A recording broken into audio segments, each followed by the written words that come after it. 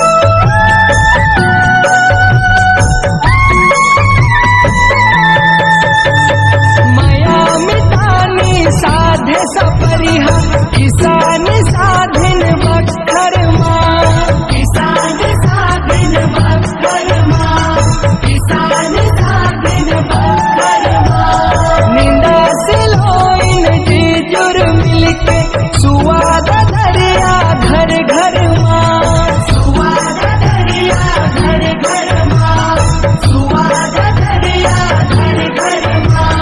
करनी करम के क्रिया खाए, करनी करम के क्रिया खाए, करे सेवा सार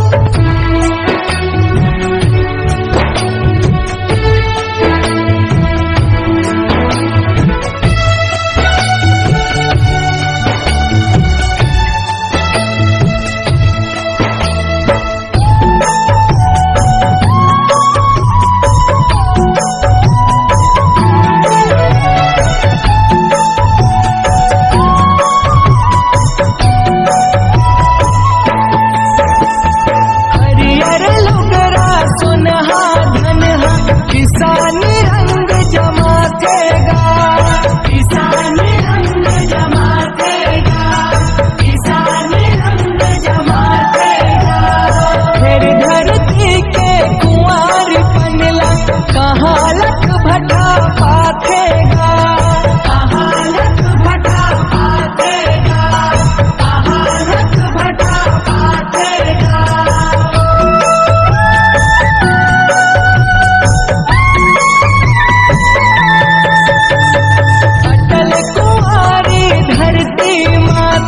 कमैया दोहरा थेगा, कमैया दोहरा थेगा, कमैया दोहरा थेगा। खेती अपन सेती है संगी, फसल देखत सुख पाथेगा, फसल देखत सुख पाथेगा, फसल देखत सुख पाथेगा। पानी पसीना पसिया है, पानी पसीना पेज पसिया है, हवा दरिया धार